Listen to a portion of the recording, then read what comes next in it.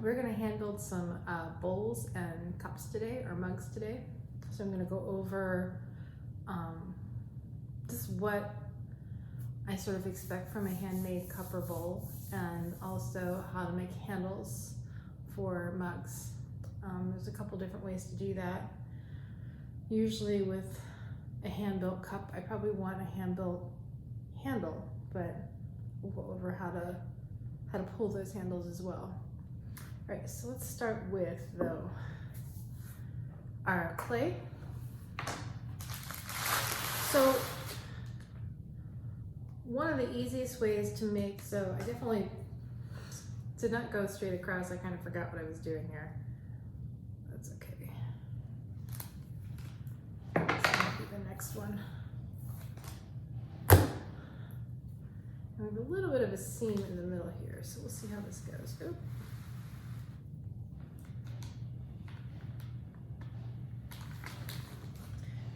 So this, if I cut it twice usually, I kind of wavered on the first cut, I can get it into a general slab shape to begin with, provided that my clay is in good shape. Now I will say this clay probably actually needs to be wedged because it was re-soaked after it got pretty dry, and I can see that it wants to kind of crack right away even as I'm doing this.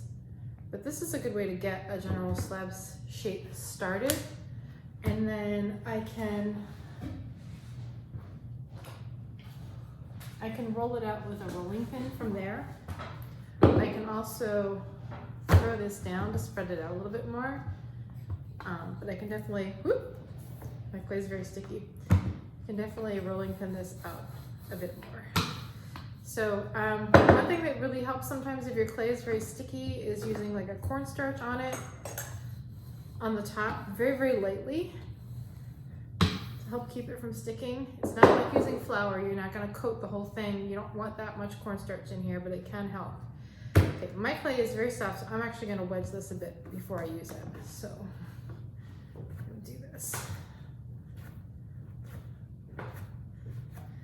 So here's the other thing. If I already have a block of clay that's been kind of destroyed from using bits and pieces off of it, it never ever hurts to wedge a clay. It's not gonna mess anything up. This clay right now is really short. Like I said, it got really dried out and I rehydrated it, and now the block is kind of pulling apart easily. So when I say short, I mean like when I bend it, is it bending easily or is it cracking right away? See, it's a lot better already just from doing this little bit. It's also very, very wet. So I wanna wedge it a little more to help it dry out a bit. Again, if you're at home, I have a nice unfinished wood top. If you have an unfinished piece of plywood that's pretty smooth, that can work really nicely for wedging. A piece of drywall can work really well. If you happen to have concrete board, that helps pull a lot of moisture out. If your clay is really wet, it will stick a lot to the concrete board at first until it starts to firm up a bit. But you can also use a piece of fabric. I try to avoid canvas in the studio as much as possible because it needs to be cleaned really frequently to keep it from kicking dust back up. So if I were using canvas to wedge on, then basically the next time I used it, it would have dry clay in it. And every time that I put my clay down on that canvas, it's throwing silica dust up into where I'm breathing. So I have canvas on my slab roller because that's what you have to use with a slab roller really. But that only gets pressed through. I'm never wedging on it. I'm not throwing clay down on it. And I do clean it. It's not every day, but frequently. So in terms of a work surface, if you use canvas, you just want to clean it fairly regularly. All right, so got this a little bit better. And basically I'm gonna throw it out. I think I've done this before, but I'm gonna do it again. Toss it out. I'm gonna try to throw it at an angle. So I'm trying to kind of hit So it hits like this, and then it rolls down, and kind of the force of it pushes it forward. So I'm changing directions now, so it starts to spread out the other way. Change the angle a little bit. Boom, boom. So now that's not very pretty. It's not perfectly even. I got a lot of handprints on it. My hands are very small. But it works really nicely. I'm going to do this in both directions. I want this to be long enough to roll around a cut. So I want my thickness of these to not be overly thick. Some of the pinch pots that I had received in class were much thicker than they should have been. You know, I say not to have anything over 1/2 inch thick, but that doesn't mean make things 1/2 inch thick. That means that's your maximum thickness that you want. Generally, for the thickness of a cup, if you think about the thickness that a cup usually is, so if you have a mug at home, like take a close look at it, the thickest that it probably is about 1/4 inch. I mean, 1/4 inch is pretty generous actually. So it's probably in between 1/8 and 1/4. That could mean that it's exactly 3/16. It could be between 3/16 and 1/4 inch, which would make it what, 7/32. So like somewhere in between, like somewhere just like maybe just right around 1/4 inch thick or just under 1/4 inch thick. Usually when I roll stuff out on the slab roller, I set it for right around 3/16. Now that doesn't mean it actually ends up 3/16 because the thickness of my canvas definitely, you know, if I'm using thicker canvas than it was calibrated for, then that changes things. Okay, now this is really, really soft. And I don't want it this soft. Like you can see, it's like liquid clay. So I don't want it that soft when I'm using it. I'm gonna set that one up here to firm up a little bit. And then I had a piece from previously that was actually too stiff. And if your clay is ever too stiff, but not dry, right? So I had a little bit of cracking here. I think this was from me manhandling it, but I can go over it with a wet sponge, or in this case, like a wet towel, and I'm kind of working the water into it a bit. Now, I rolled these out on the slab roller like a month ago and wrapped it up, and then started working with a different clay and kind of forgot about this for a while. I needed a cone. I needed to make some sculptures, and I need that to be a higher fire clay than what I fire to, because my sculptural pieces tend to slump, and I'm trying to avoid that as much as possible. There it is. Right, so I'm cutting off my cracks on this. I do have some cracks on this. So yeah. And this is recycled clay. So you're gonna see it's got a little bit of marbling in it, and that's because it was Cone 5 clay from 2 years ago in the fall. We started with a white clay body. I really didn't like it. It sounded spectacular based on the description.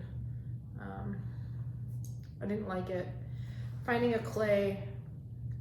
one clay that works nicely for hand building and throwing, especially mid-fire, is a little challenging, you know? It's not like I can just make it for one or the other. I don't really want to have 2 clay bodies at school. So some of this was stuff that I had actually brought in from home, and some of this is white clay that we ordered. And it's a mixture of all these different clays, basically. Different reddish clays and some brown clays and white clay, and I don't know if you can see the marbling in it. There's a little bit of marbling in it. All right, so I want this to be like firm enough that it can hold up, but so that I can still bend it. But you see, this isn't like as fluid as the other piece was. I don't want it to be that fluid. And finding that perfect finding that perfect consistency for you is important for you to kind of figure out on your own a bit. All right, so cups, one of the easiest way to make cups. So I can obviously coil a cup. I could cut a circular bottom. I could even make it like a little less perfect than round if I wanted it to be a little bit funky. I could coil up the sides and make a mug that way. And you could probably even leave the outside coil texture show, which could be kind of fun. It would definitely blend the inside. The one thing about making our mugs and our bowls is we want them to be functional.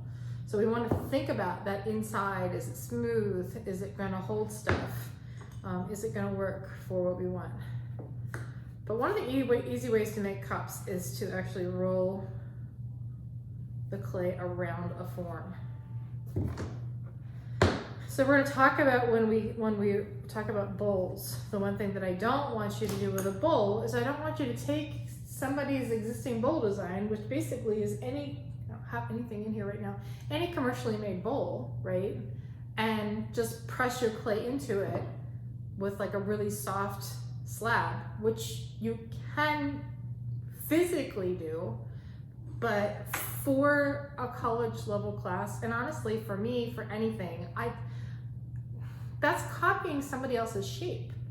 You're basically pressing your form into their shape. Somebody else designed that. So it may not have been somebody really famous, it may not even been a really well-paid designer, but you're not making your own bowl shape at that point. You're just mimicking somebody else's completely. You're not even mimicking, you're just using it to create your shape. Don't do that. If it looks like you pressed it into an existing bowl, we're gonna have some issues. All right, so I've cut this first bit at a bevel so that I have, what I'm gonna do is I'm gonna bring them back together around this form, and I really didn't need to cut it yet, you'll see. I can either overlap it or I can butt the ends up against each other and join them that way. But especially if I overlap it, I don't want to have it be like a really, really sharp end that overlaps, and it's like, you know, you're visually or physically following that line around. It's like boom, and then up and over. I don't want that. I want it to flow into the next part of it. If I'm butting them up against one another, if I cut it straight through, perfectly perpendicular, then I have only that like less than 1/4 of an inch area to slip and score to join them together. If I cut it at an angle, then it's a little bit fatter area because, you know, a square cut into a diagonal, that line is longer than either of my sides. So by cutting it at an angle, I get a little more surface area for joining. This is it really wants to be dry right now. Leaving it on the plywood like that is not the best way to help it along with that. All right, so one thing that I can definitely do is if my clay is a little bit stickier, I can take a piece of paper, probably thin paper, tape it on there, and then roll it around that, and then I can pull the tube out of the paper. One of the reasons I like to use my clay fairly stiff but still flexible is that it should release pretty quickly. Oh, that still needs to be softened a bit. Let me do this.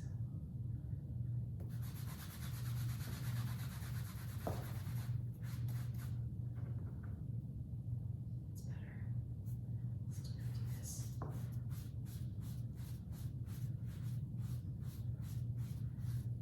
All right, so if I overlapped, I would just kind of measure it and then roll it out and cut it. So I can actually see where it overlapped there. So I cut this at an angle too. So the inside bevel is so that when it's against the other piece of clay, it'll bevel into it. So I could do it like this and then just really blend my seam really well. Now I would say this clay is a little bit thick to do it this way. So we're gonna actually butt these against one another. And one of the easiest ways to do that and get a good match is to go ahead and overlap them. And then, let me use the straight edge on this. And then again, I'm still gonna cut it at a bevel, and I'm not gonna try to cut through the whole thing at once, a little bit at a time. So I'm gonna score it a little deeper each time until I cut through both sections. Get rid of this. And then now those two sections will butt right up against one another. So I'm gonna release it a little bit. I'm gonna take my scoring tool with my little pins in it. And if you've lost that, then you can just use a needle tool. It's just a lot more tedious because you've got to scratch it a lot more times. Whereas if you're using a tool that has 3 or 4 or 5 pins in it, well, that's literally that number of times less that you gotta do it on every stroke. Right. And here I just have water. I could also, though, put slip in there. I had both just in case. I forgot I found my slip. I was just going to use water. I want to keep the slip off of the tube. I just want it to be on that area. I just want to kind of get this stuck together on here as much as possible and use my form to create my nice round shape. And then I'm going to take it off pretty much immediately.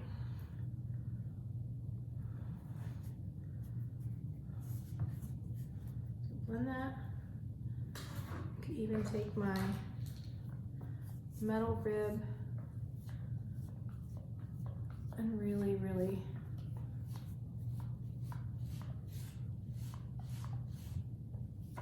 work that together as much as possible. So now, because I've used a fairly stiff clay, if I pull this out right away and don't leave it in there too long, and I don't get too much slip in between my form and my clay, then that can work to my advantage. And now I want to go in probably and make sure that my inside is blended really well. So, and it would not hurt to do like an extra coil, like an extra chunk of clay, and roll it out into a coil. I would make it pretty small because you don't want to have a big lump in there, right? But it wouldn't hurt to do that and add it on top of that seam and blend it in. I'm gonna, instead of slip, I'm gonna go in with a damp sponge. I'm just gonna wet that area a bit. I'm gonna add my coil in. And I'm just gonna reinforce that seam a bit.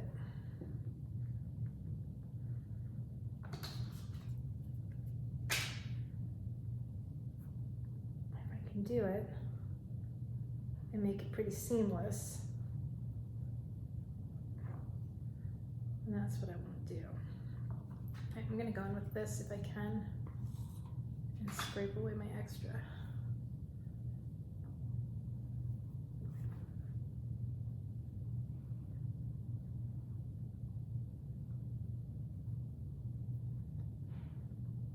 Joints are always the areas where you have to be the most careful. The more joints you have on something, the more careful you need to be. Because those are places where it can definitely come back apart as it's drying, as it's shrinking. So when I blended it, I pushed that out a little bit on the outside. So I just want to make sure that it's pretty flat before I try to put a bottom on this. Now, my top isn't perfectly even, and I can leave it like that, or I can fix that up after I want to get the bottom on it first because it's going to give it structure. So instead of measuring this, the easiest way to get an accurate measurement is to trace it, right? So I'm gonna make this a little more oval. I'm gonna squish it slightly. I just like for things to have a little more shape. All right, so I'm gonna trace that. Normally if my edges were a little cleaner, I would probably put it right on the edge, but I have a little crack starting over here, so I'm keeping it away from that. I definitely don't want to have a crack in the bottom of my piece before I even get it on there. So I traced it with a pencil. I traced it right up to the edge. I could make this bottom a little bit extra big to be safe, but if I trust my knife work, as I grab it like I'm gonna stab somebody, then I can just cut it very directly on that line or just outside it. And double check that that fits before I get it ready. Okay, so yeah, my piece is trying to go back to round a little bit, so I do want to get this on there to kind of secure it in place. All right, so I'm going to flip this over, and I want to score my bottom, and I want to score the edge that's going on it. So again, when I say score, I want to dig in there pretty well. So I'm really roughing this up. I will show you in a moment. If I go a little too far in, that's okay. So one, put my camera on here. So on the surface, it's really, really dug up. And you can see on the edge, that kind of dug in a little bit. The scoring is not just scratching. Scoring is cutting partway through something. So one of the ways that I can start to cut something that's really, really thick is to score it. And then to go back and score it some more and some more and some more until I cut all the way through. So again, I'm gonna dig that up pretty well. So nice and rough.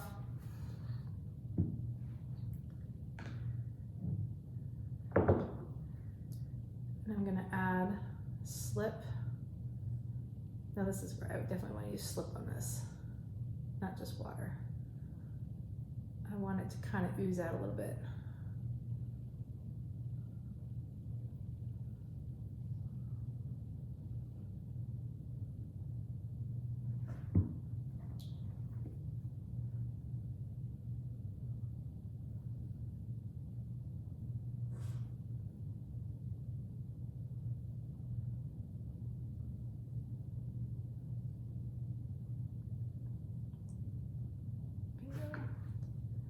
And then I'm gonna go ahead and make sure it fits on there nicely.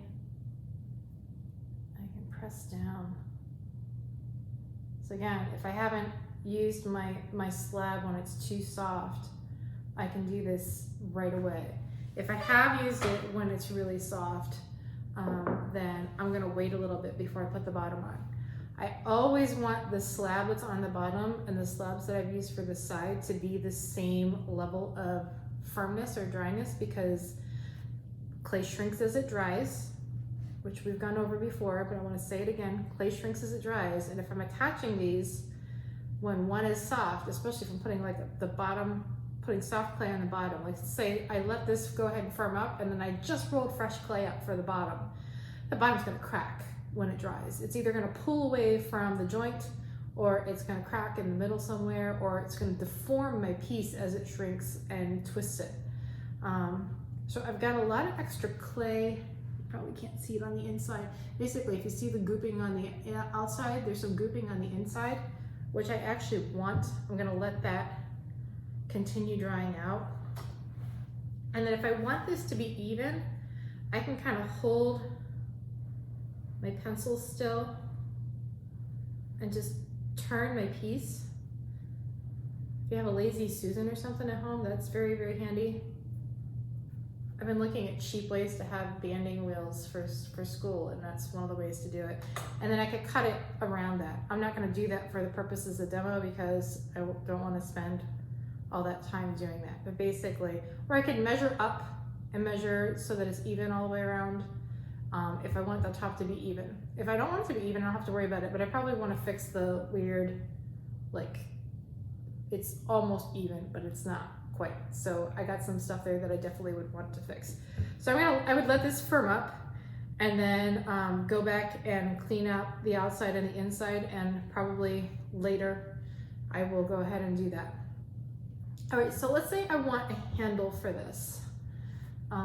So I could roll out a handle really easily. Yeah, this clay is very gooey. I got a little crazy with the, I let it sit a little too long when I rehydrated it. No, overhydrated. So I can definitely roll out a handle for this, like roll out a thicker coil.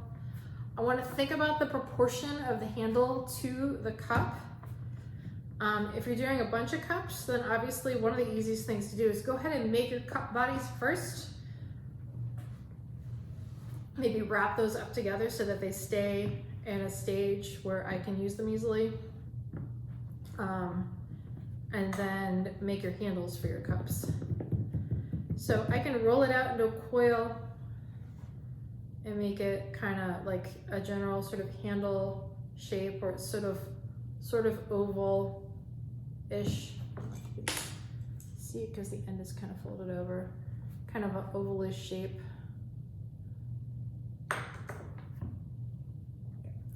And then this is pretty bumpy. I don't know if you can really see that. I can see it on there, so it's a little bumpy. So what I would probably do is go in with a sponge and smooth that out a bit, or a towel and smooth that. Or I could be funky and I could do my handle kind of twisted if I wanted to. I want to think about holding it a little bit, you know, it should be comfortable, but I don't have to overly think about that. So I can definitely do that where I smooth it out with a sponge. I don't want to wet this much more than it already is. I have a little trick for making clay seem twisted without twisting it, which I'll do in a minute. I think for this one, I'm gonna just smooth it out a little bit more. Just press my finger into it a little bit to give it a little bit of a ridge. Let's do this.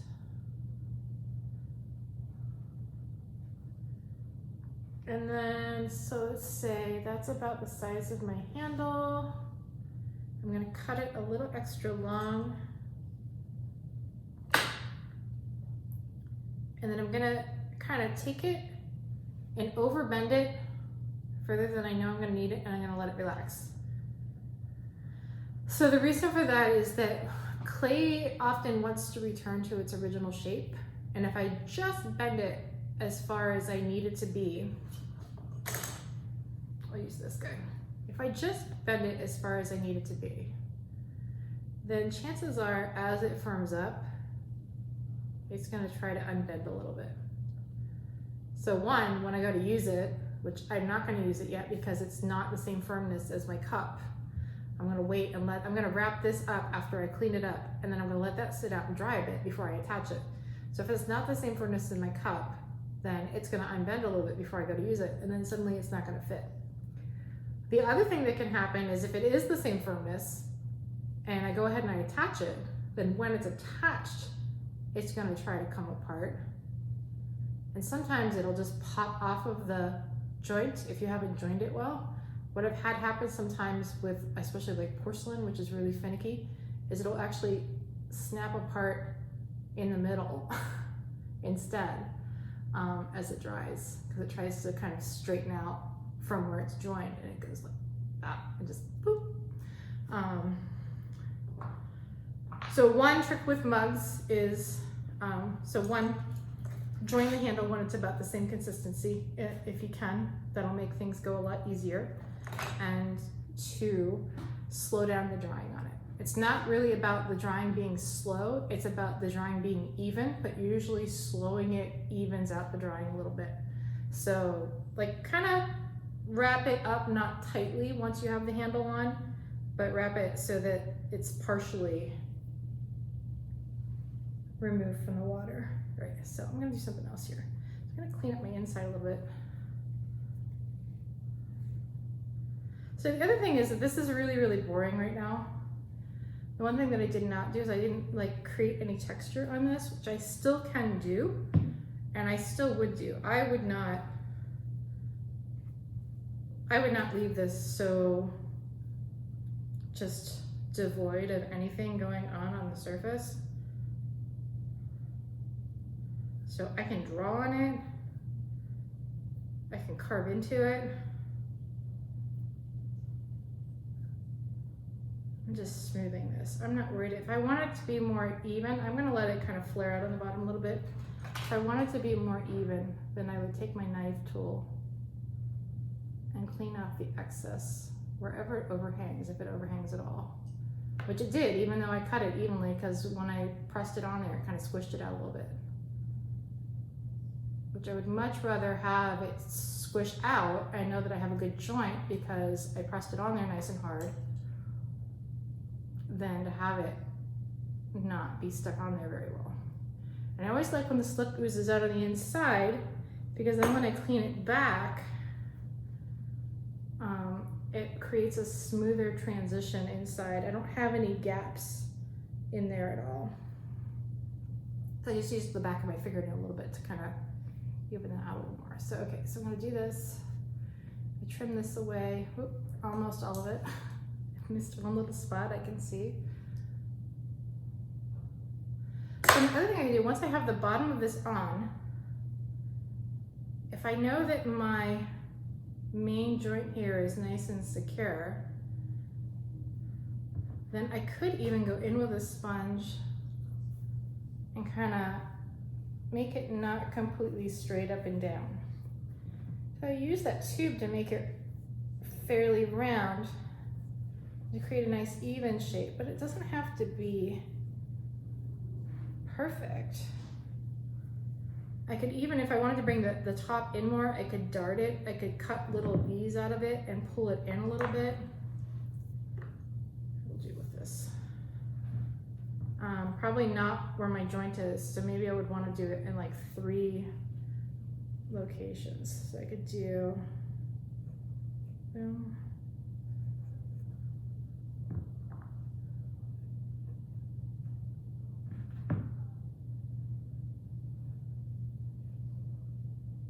I will say my clay is a little bit stiff for this. I probably, if I really was serious about this, would want to soften it back up a little bit, or would have wanted to have done it when it was still a little bit softer. My clay is fairly, my slab is fairly stiff. But I could bring that, I could score and slip that in between those areas and bring that back in if that was a shape that I liked. I don't particularly like that, but somebody might. So let's see. I'm gonna pause it and I'm gonna do that. I'm gonna join it and I'm gonna come back. So this is a decent mug. Again, I can carve on this. Oh, the other thing that I can do that I didn't do because that slab was really, really firm, but maybe while my slab is soft and I haven't done anything with it yet, before I let it firm up to use it, I can, God. So really, really soft slab, right? Drawer liner stuff, or under carpet layment. Sometimes just totally bent my handle. Hey, so I can roll this into it with just sort of moderate pressure. I probably used a little more than I needed to, and then I get this really nice funky texture on there. Right? So this is still, you can see this slab is still really, really soft. If I roll this around this, 1, it's gonna stick, and 2, it's gonna be hard to pull that out without wrapping it with that piece of paper first. Before I forget, do not wrap something around this or around anything really, and let it firm up on there. So you wanna have the clay a little bit firm before you do it, because most of your shrinkage happens between plastic and leather hard, which means that when you firm it up enough to pull it off, it's going to have shrunk onto this tube, and all the paper in the world is not going to make it release from that. It's probably going to start to crack if it hasn't already, just by doing that. Right, I'm gonna join that off camera. I stuck those together. I did trim a little bit.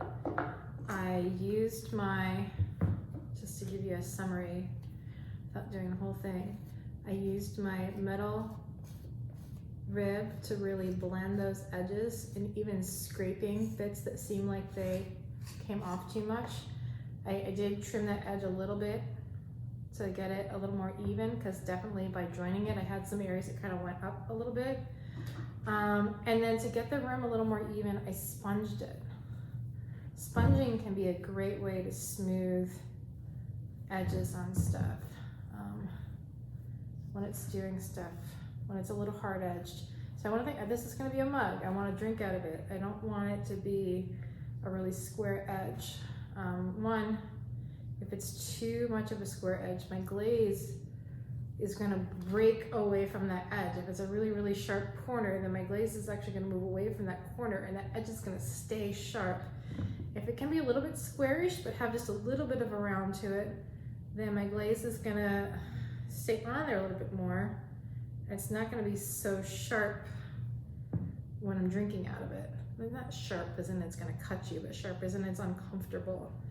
All right, so, and then I don't hate this, but I don't love the shape, and my edge is definitely still not completely even, but I'm kind of okay with that, although this is where the joint originally came together. It's still not quite right. It's a little bit better. So I want some texture on this, and I didn't have the ability because my slab was too stiff to do it in the slab form. So I have this Sureform shaver, and this is made for potters, so it's got a little tiny handle, but these are at any hardware store. It's a wood rasp. It's made for shaving down wood, and usually has a longer handle. We use them a lot in sculpture when working with plaster, for carving away at plaster, but it works really nicely with clay too. And I just want some texture in this. Oops, got a little aggressive. So I'm gonna carve it a bit.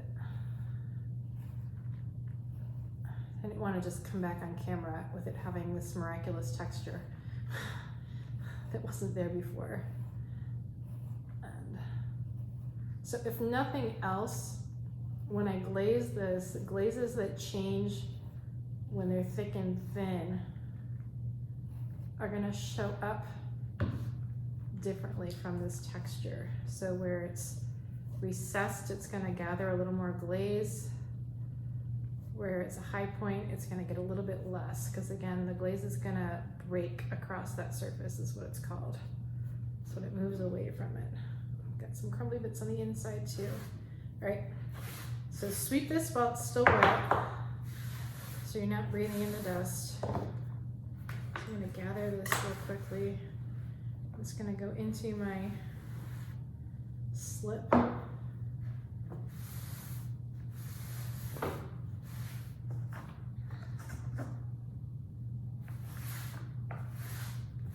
All right, so I've made one handle. I like to have a variety of handles to choose from. I like to basically see the handles that I've made and then try them out by holding them up to the mug and see what they look like and go from there.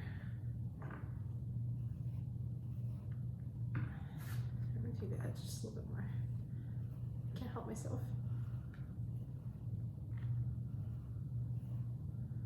Trying to get a few little deeper areas just for some variety.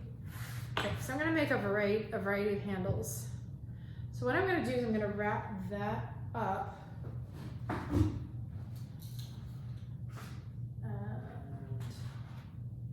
just a plastic bag or whatever you have handy. Right now, apparently I have nothing nearby. So I'm going to just wrap it up in this. And that way, this doesn't continue to dry out while my handles are drying out. So I'm gonna set that aside. So I have my one handle that I've kind of over curved and released a little bit. It's gonna sit over here and dry. And I might flip it later, so because on the wood, it's definitely gonna dry it out a little bit more. So one thing I can do is if I have a slab, and again, I'm probably not gonna use this, I just wanna show you. Because this clay really needs to be wedged. It's just, it cracks easily. So I could do a thicker slab and cut a handle that's, you know, a little bit wider than it is thick. And again, I can sponge it to get that texture.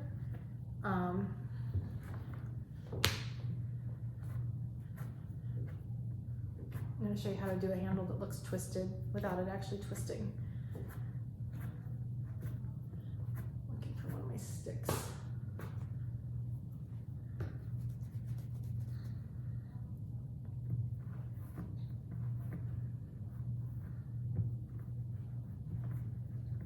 So I'm just going to roll it out like a coil. I just want it to be really pretty nice and even.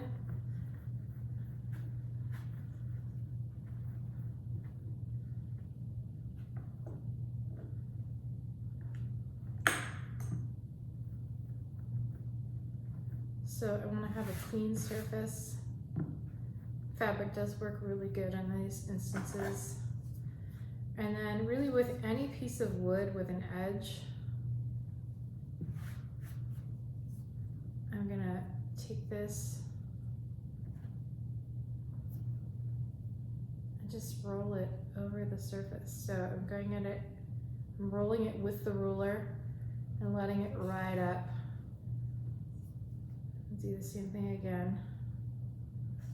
I like to sometimes vary the angle because it makes it kind of an interesting twist. And then if I wanted a little more flat, I could probably flatten it out at this point a little bit and do like that. So you can see that it looks twisted, but I haven't actually twisted the clay. So the advantage of that is that it's not going to try to untwist. So remember that clay memory thing. Our stoneware is pretty forgiving in this aspect. So again, I'm going to bend it a little further than it needs to go and then let it relax a little bit. And I'm going to set that aside. So I'm just going to leave it like that, but move it up off camera. And then the last thing is pulling a handle. I mean, there's a lot more handles I could do, but honestly, keep it somewhat simple. So you can just hand shape it. You can hand model it. I've definitely done things where I rolled them out and made them less even intentionally. Let my fingers kind of create grooves in the handle. So something kind of like that, where it's kind of knotted, obviously with a little more care. All right, I need a bucket of water. So let me see one. All right, so I'm gonna roll this out a little bit. So pulling handles is usually used more for thrown pieces, but honestly, instead of rolling out the clay from the very beginning, usually I start by pulling my handle and then I roll it after I've got it pulled. I'm just gonna do one handle here, but very often when I pull a handle, I will actually start with a larger piece of clay and then I'll pull like a really, really long strip and then set that out to firm up and then cut it into smaller pieces and hand roll it a little bit and use it for handles.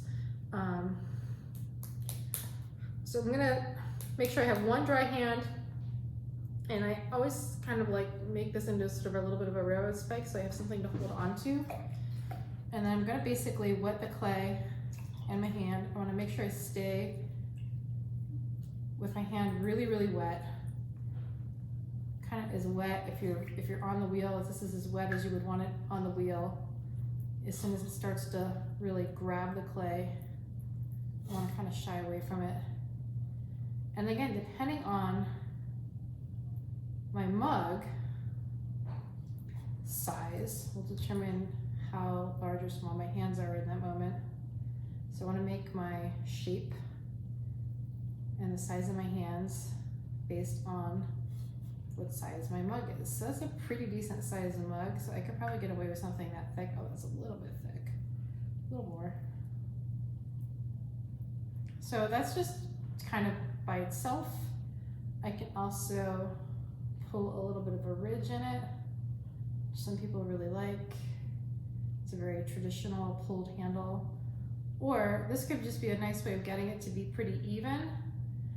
And then I can come back if I want to and roll it out more by hand at that point. So I'm just gonna form it into a handle shape. And again, I'm gonna let that firm up. So I'm gonna just make a flat spot and set it ahead. So I'm gonna let those dry and then we'll come back to the handles on the mug a bit later. So we're gonna talk about bowls next. Okay, so besides using like cardboard tubes as forms, like I use for cups sometimes, and like this is for starting a flask. I actually have other forms for the flask too. I have a piece of wood that I intentionally shaped to use to make my flask. You can also build forms out of clay and bisque fire them to like drape stuff over or to shape it with that. You can make plaster forms as well. But especially for a collegiate level ceramics class, I always want those shapes to be yours. You know, a tube is a tube is a tube. It's just round. So that's not a big deal. Which leads me to our other thing, which is just round. Although I will say this ball is not quite round, but it's supposed to be. So I absolutely do not want you using an existing bowl to drape a slab in. But using something like a ball or a balloon is doable. I am going to caution you on that because the reality of that is that it's much more complicated than it seems like, and it is much more time consuming than it seems like, because the reality is you can't just use a nice soft slab and drape it over this and pull it off right away. You've got to let it dry, and you don't really want to speed that drying up. You want to kind of let it happen naturally, or you end up with cracking. But I prepared some nice soft slabs. So besides the one that I textured the end of with the indoor-outdoor stuff, I slapped this one with a ruler a few times. This is a little thick for what I want to do, but you get the idea. And then I dragged a comb across this one. It's a little crumbly still, but when it starts to firm up, I can brush some of those crumblies off. So the first thing first is if I start to put weight on the top of this ball, then it's automatically going to start to slump over. So it has to be in something that is going to keep it from spinning around. And then, like any sort of bowl will hold a ball. Balloons get a little trickier. They definitely want to flip when you do that. You could try making it a water balloon and have water in the bottom of it and then have it in something. Then you have some weight at the bottom. I've never done balloons, so I'm not really going to try to comment too much on that. And you do have to think about, like, my clay is going to want to fold.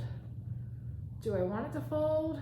Do I not want it to fold? If I don't want it to fold, then I have to be very, very careful as I put my clay on there and try to work it so you can see where it's creasing, right? To work it down. And this is not a very good bowl shape. Like if I wanted this to be a nice, even, round bowl, then I would start with a big circle. I was thinking I would overlap those, but I think I'm just gonna do this really quickly and show you what it does.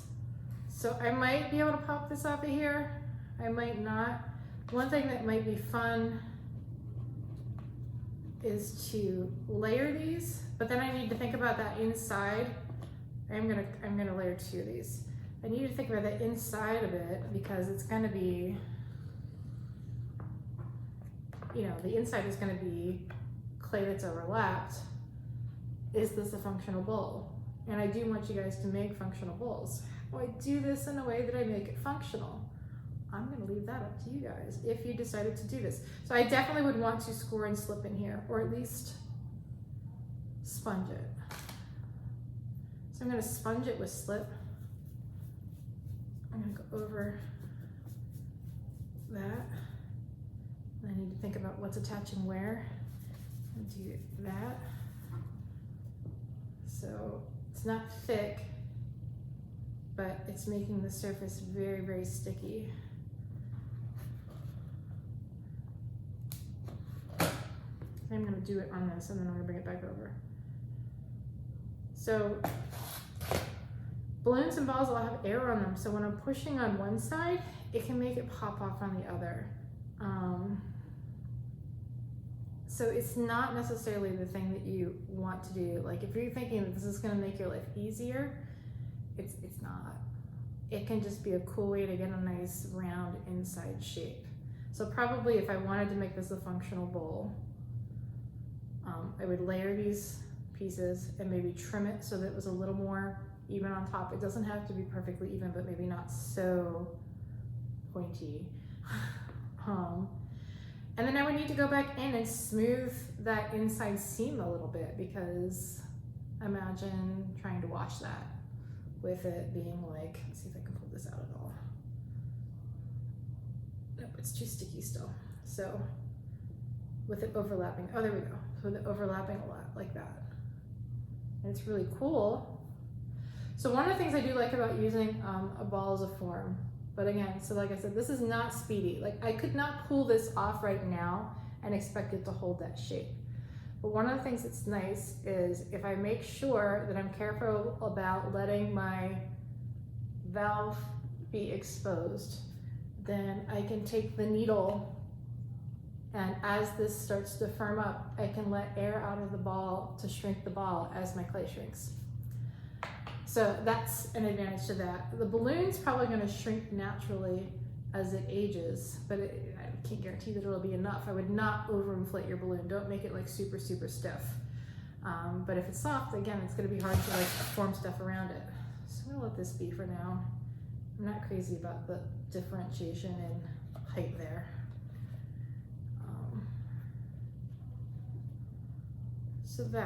So when I think about like this size ball, obviously it's gonna be, especially when it shrinks, it's gonna be more like a soup bowl size. So I really do want it to be functional. It's not gonna be like a centerpiece kind of bowl. If it was a like huge centerpiece kind of bowl and I'm not filling it with anything liquid, I'm just putting solid objects in it, then yeah, it can have some funkiness on the inside, like where it's just not quite even. And it could even have holes in it and it would be okay. But for something like this size, this is sort of dictating what kind of a bowl it is. So therefore, I want to think about that inside smoothness or shape and what I'm doing with it. So I would let that firm up a bit and go from there. That's one way that I can work with slabs and create a bowl. I could shape it over, I could tape paper together, right? And form it into a basic shape. And then when I get my basic bowl shape by hand, I can kind of drape it over that a little bit. I probably would try to like push it on the paper, but I can use it to hold the shape while it firms up. I can coil my bowl. So we already went over coil building. The one thing that I really want you to think about with bowls, because like right now, if I were to stand this up the way that it is, so I'm gonna turn it so it looks more solid like that. It's not gonna sit up on its own. So one thing that we didn't talk about with the coil pots, because the Chinese Neolithic and the Japanese Jomon, they don't have feet on them. They're just kind of flat. I mean, they have the base is a foot, but it's not a foot ring. So one thing that I want you to think about when you make your bowls is having a raised ring area that acts as the base of the bowl. So I would score and slip and attach that and blend it in really nicely. If you've ever looked at the bottom of most bowls, they're gonna have a raised area on the bottom. This is gonna keep it from rocking back and forth really easily. It's gonna make it look a little more finished. So especially if you're coiling, so coiling, of course, we can start with a pinch pot or we can start with a flat bottom. With a bowl shape, I would start with a pinch pot. And we can always just pinch the bowl. If I have enough clay to do that, I can pinch the bowl. So I wedged this a little bit. It's still our really, really soft clay, so it's gonna be super soft here. So I'm gonna see what I can do. So again, I don't want these to be too thick. So I want you to really think about when you've picked up a bowl. Now granted, I used to have some Pottery Barn bowls that were freaking heavy. For the most part, when I pick up a bowl, I have a sense of how heavy it should be. And so again, I want these to probably be like at the most a 1/4 inch thick because a 1/4 inch is like regular ruled paper, you know, like not college ruled, it's regular ruled. So it's 1 inch is pretty big. 1/4 of an inch is almost a centimeter, honestly. It's just shy. I'm looking at the ruler on the centimeter side. So a centimeter is kind of in between 1/4 inch and 1/2 inch. It's a decent amount. So I really want these to go a little thinner than that. So I can just pinch it. If I can pinch it out enough, I could mostly pinch it and then finish up the top with a, with coiling. Sorry, I lost my train of thought there. But now I want to be a little more delicate than I was with my coil pots. I definitely want these to be more precise. I'm looking at these as functional objects, not just as decorative objects. Think about what kind of bowl you want. So I don't want it to just be this big. I want it to be at least like rice bowl or soup bowl or ice cream bowl size. I mean, not even ice cream. Ice cream bowls tend to be kind of small if you actually know what an ice cream bowl looks like. So soup bowl. I say soup bowl size at least. So your normal dinner set size bowl is the minimum that your 4 bowls should be.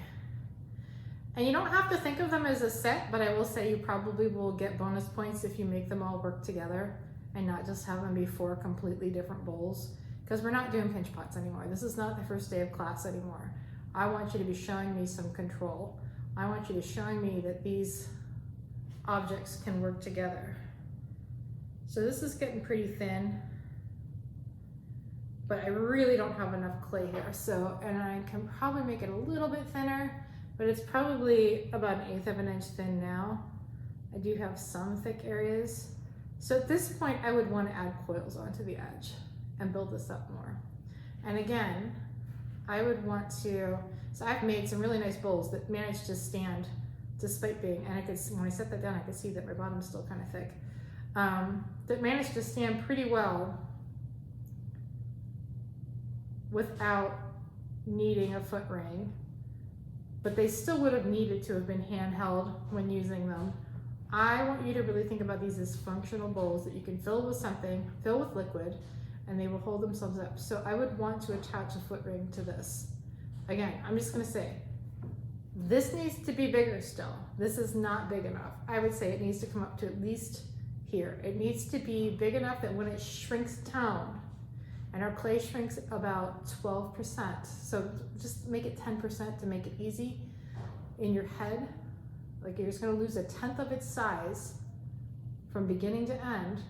I want it to be soup bowl size when it's done, not just now, when it's complete.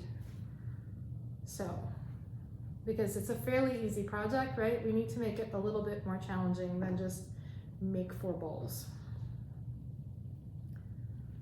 So I'm gonna go ahead and add my foot ring on. Even before I've smoothed, I mean, basically I would smooth that out first probably before I did this. But once it gets to a certain size, then I can add my foot ring on. So score and slip. Again, score pretty aggressively.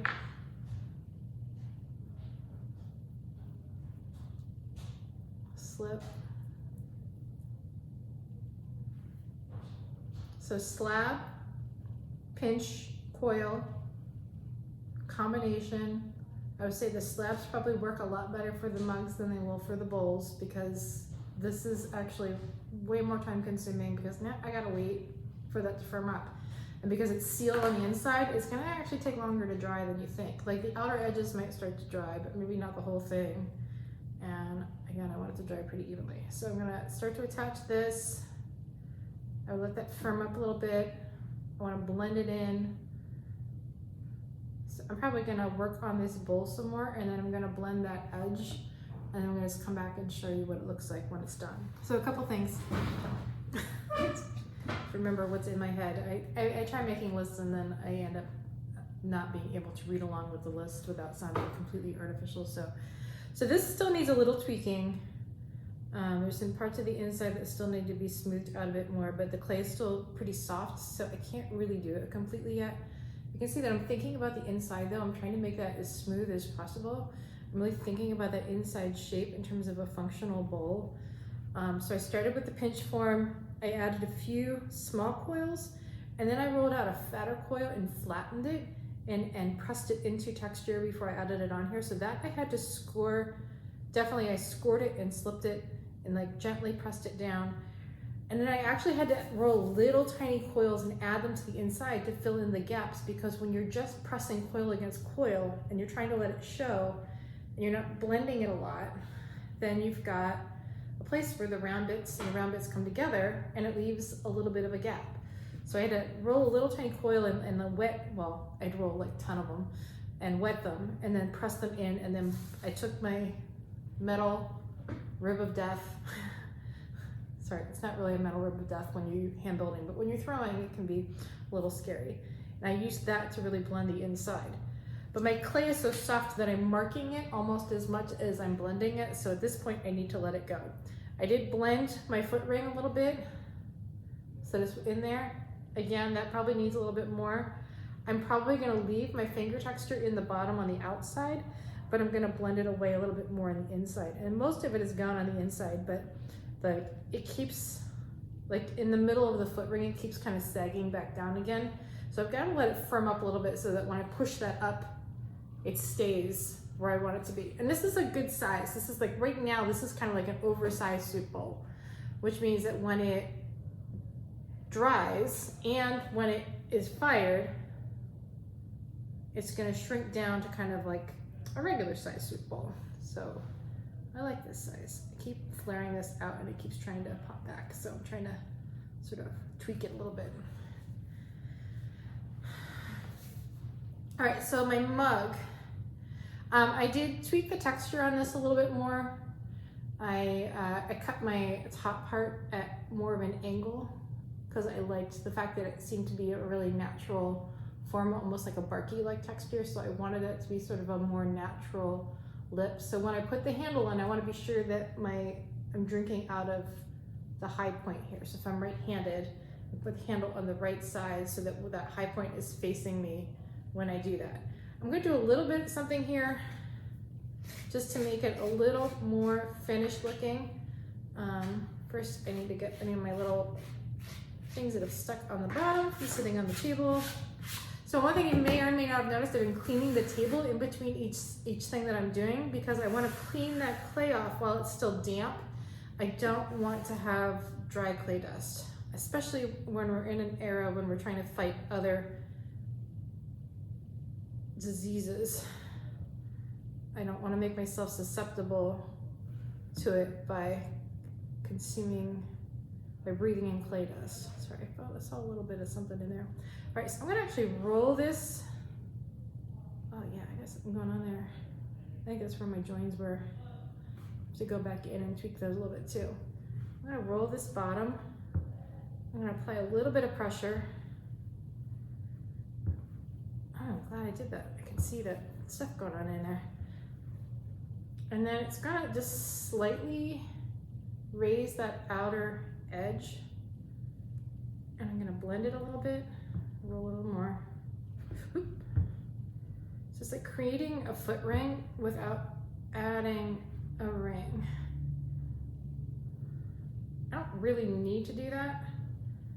I just think it makes it a little bit nicer to have a little bit of a raised edge. Now I don't want it to be really pointy though, so I'm gonna do that. I'm just gonna kind of do that. Flatten it out a little bit and blend it a little bit. Didn't work as well as I would have liked it to, but it did work a little bit. One of the big things with anything, whether it's handle or thrown, is I want it to sit nicely on a surface. And if I have just it flat, sometimes warping happens. So if I have a little bit of a raised edge, sometimes it adds a little rigidity that helps keep it from getting wonky. I'll just leave it like that. All right, handle. So I created an additional handle and added some of that texture on, similar I used this again. I let it kind of chatter. In other words, I let it kind of, if you drag it right, sometimes it kind of like skips a little bit, and now it won't do it, of course. There it goes, a little bit. So it created some texture there. I want to think about how this fits on here. What do I want that to be? Like, I feel like the handle might be a little too skinny, so let's see. I think I want this to go straight on. I feel like it's a little too,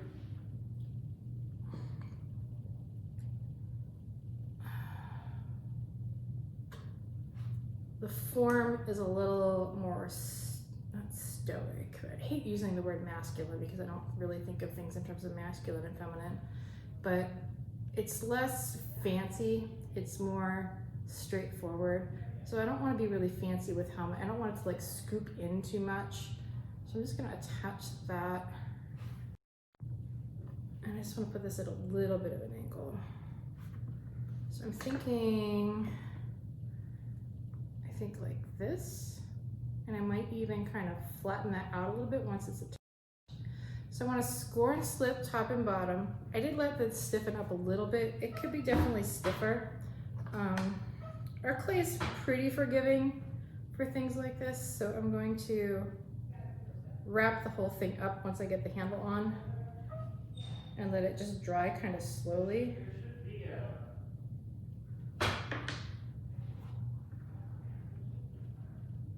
But again, I want to score and slip.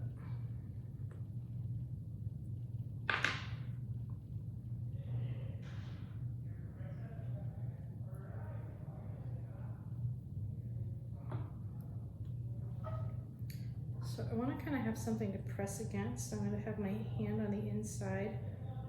I don't want to overly do this. I don't want to crack anything that started drying. And see, now I'm crooked, so I need to straighten that out. It's something to always be a little careful of when you're doing handles, is getting it on straight. I can't even tell you how many handles I put on crooked over the years, especially when I first started putting handles on things. All right, I'm gonna make this a little more square because I think it fits the form a little bit more.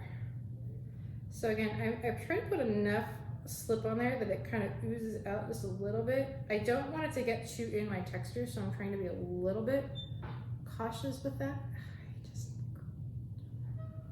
I grumble.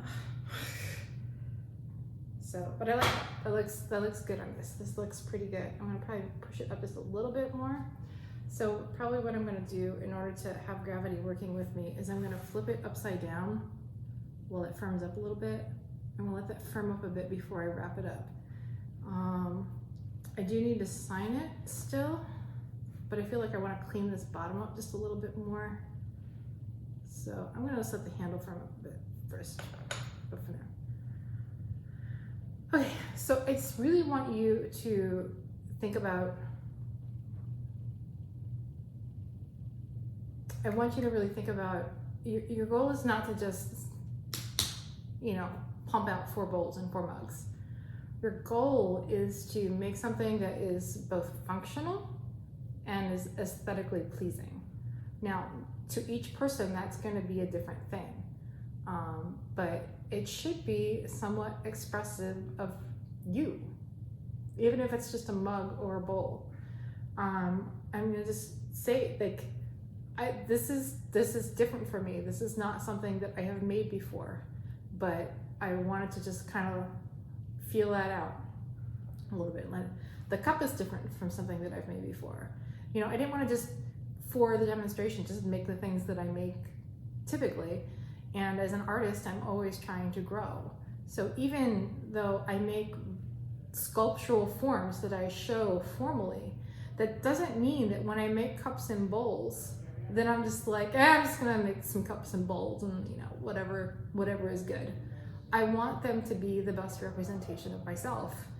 As a graded college ceramics class, you want these to be the best representation of like the best bowls and cups that you can make based on where you are in ceramics, of course.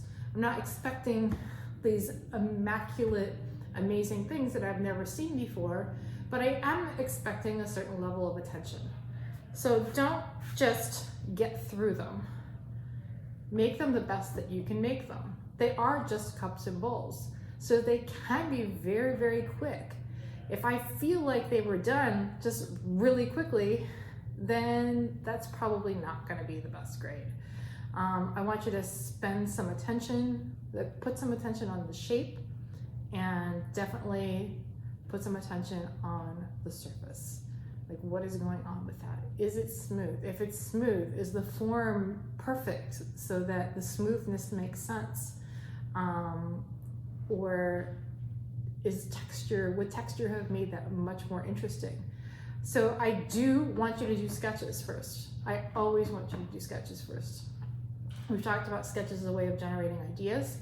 For something like this, it's a way to think about the form before you start to make it. Now, that doesn't mean that the form that you make in these, unlike the coil pot, the one coil pot, the form in these does not have to exactly match the drawing, but you should have a plan before you start. The difference between winging it and being intuitive is winging it means you're just starting without any idea of what you're doing. No teacher ever wants to hear that you're just going to wing it. It's lazy. Working intuitively means that you had a plan, you realized it would be better if you went a different direction, and you followed that concept to get a better product when you're done. I hate using the word product, but you have a better piece when you're done, a better end result. So be intuitive, but don't just wing it. So do sketches first. Do at least 3 different bowl shapes worked out in sketches, and do at least 3 different mug shapes. 3 is my go-to for students for doing at least that many. I sketch all the time. I have dozens of different bowl shapes. I have dozens of different cup shapes. Like, you wouldn't think that that would be possible, right? But there's a difference between something that is, there can be really subtle differences in a shape that really, really change what is going on with that piece. You can take the same shape and add a foot ring on it, and it completely changes the dynamic of that piece. This is like a little tiny pedestal for my bowl. If I were to take that off of there, this bowl would look really, really plain. I mean, it has that really nice texture and it has that stuff, but it would look much more base than it does by adding that foot ring on it. So please think about those details. I do want foot rings on the bowls. I don't need foot rings on the mugs, but if you want to put them on, I am absolutely cool with that, because that might elevate those a little bit more. I feel like that's an attention to detail that you're already gonna have to do with the handle anyway. So I'm not gonna make you do that. And there are plenty of mugs that have just flat bottoms, but with the bowls, I want that, because I want you to have the challenge of doing that. It's gonna make it a little bit nicer. It's gonna elevate that bowl a little bit. All right, that is pretty much it. So slab, pinch, or coil. Remember, your slab is probably going to work better for your cups than it is for the bowls, unless you really have a game plan with that. You can absolutely pinch and coil your cups too. I do want them to be mugs. I want them to have handles. That's the difference between a cup and a mug. A mug has a handle, a cup does not. And that's it. Make sure you sign your work on the bottom, and for my at-home people, that needs to be done if this is fall 2020. Just in case I reuse this video, that means all of your finished pieces in their dry state or drying state need to be in the studio on November 5th. You guys are gonna glaze the following week, and then the week that everybody else is glazing, you're gonna kind of have a break. I need to be able to get things back to you by the 20th. So that's the thing. The 20th isn't our last day to make stuff. The 20th is our last day that we are in that space. So we need to have everything out and back and packed up, because I will be able to get in, but I don't, it's not really supposed to be a free access thing where students are coming in, and you definitely can't be working in there after that time. So everything has to be done before that. Right. Whew. And that's it. Those are the last things we're making for the semester. We do have presentations after that though, so we're not quite done.